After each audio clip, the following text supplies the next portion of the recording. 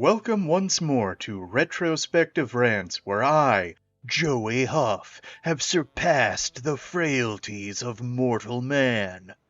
Also, I'm your host. Can you guess the topic? Well, our topic for today is beings beyond mortal strength. Specifically, creatures who are supposed to be far stronger, more powerful, and far more intelligent than mere human beings, and also want to discuss some of the fundamental problems in their inclusion. Let's get to it. First off, we should clarify what I mean by greater than human creatures. I don't just mean big giant humans or aliens with super strength, or even gods like those in Greek myths.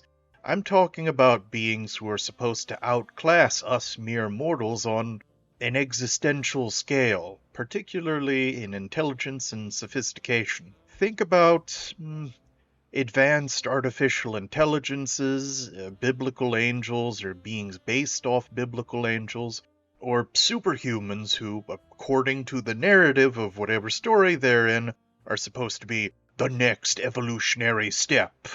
You know, it's not just that they're stronger humans, they're supposed to be better humans. So, beings who are supposed to be better. That's what I'm talking about.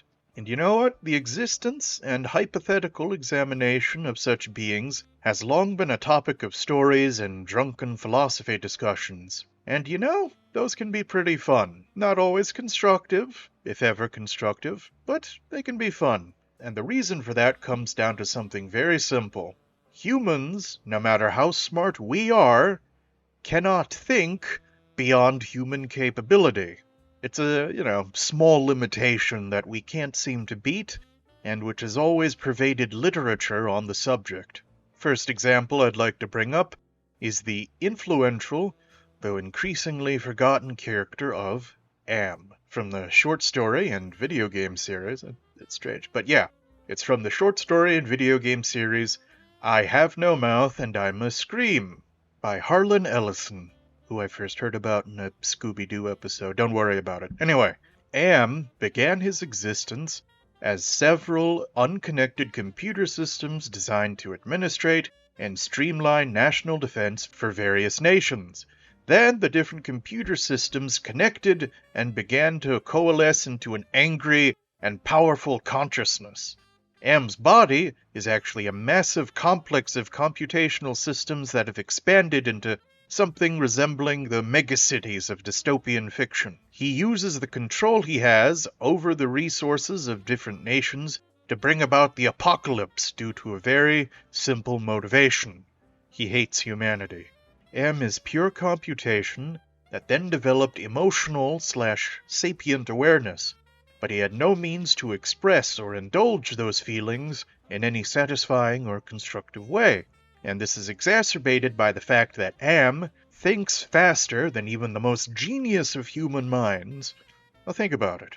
Throughout our existence, we'll often use phrases like quick-witted, quick or quick-thinking, etc., to describe people who can comprehend information more accurately and, of course, more quickly than other people. Am, in this story, processes information and the passage of time several 100 times faster than even the smartest human being. And so the frailties of human nature, the paradox of his own existence, and the inability of others to relate to his own existence, and the absence of any way to alleviate any of this, wears on him.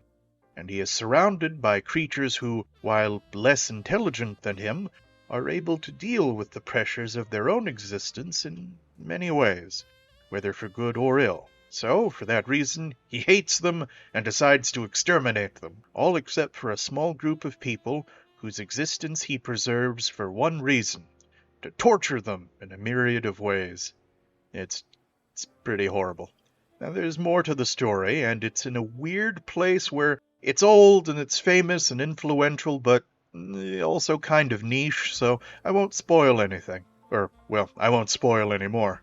But the main takeaway is that if there was a being with transhuman consciousness that suddenly sprouted into existence among us, it would be hostile to humanity and we'd be screwed. And Am set the stage for the evil AI trope for decades to come, the most famous of which comes from the Terminator movies in the form of Skynet.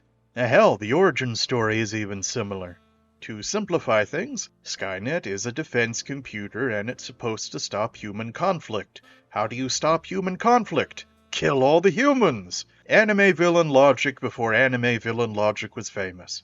Anyway, the beginning is similar, but the end is quite different, because at the end of Skynet's story, it loses. And not in any complex moral way, like in the other story, but Skynet just loses.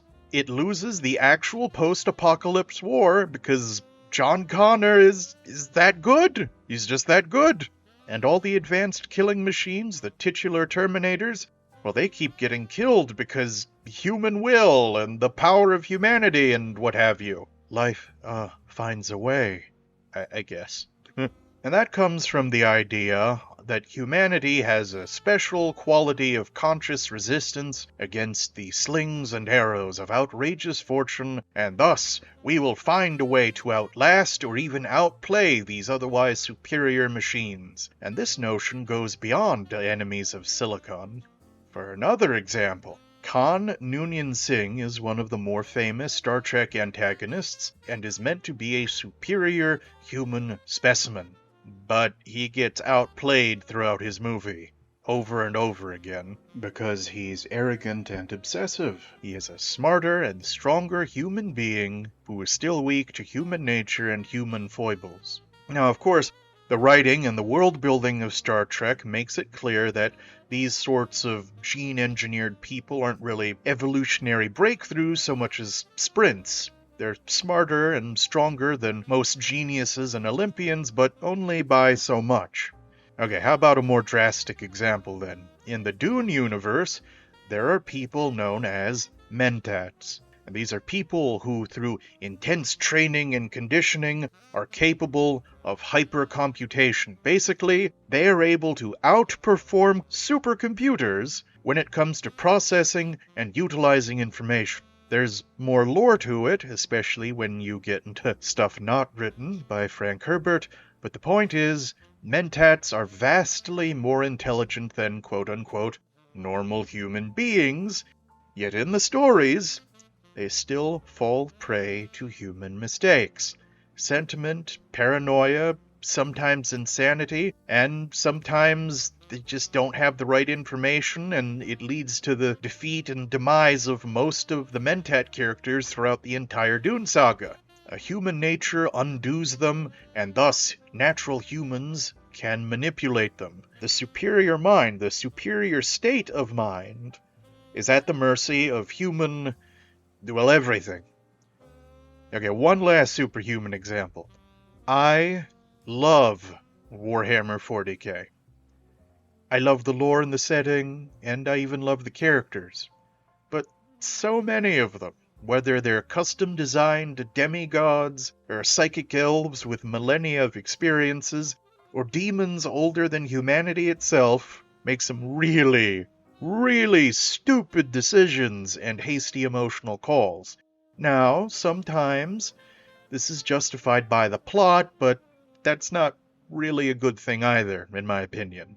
Because this means they need to make stupid decisions so the plot can keep going.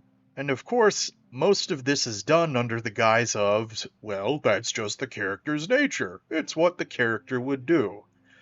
Or, let's be honest here, it's what a normal human person would do in their place. What does all this mean? Why did I bring up all these different examples? Well, we as human beings have not overcome our own nature. Now, we try to. Well, most of us, some. A group of us try to, and ideally we will grow as individuals. But we cannot will ourselves to be better beyond our own threshold or the threshold of those who might be able to teach us. And this failure lingers with us in our creative works as well. Throughout the examples I've given and in other writing, we will see that the superior being is undone by a very human failing. Usually, this is a form of arrogance.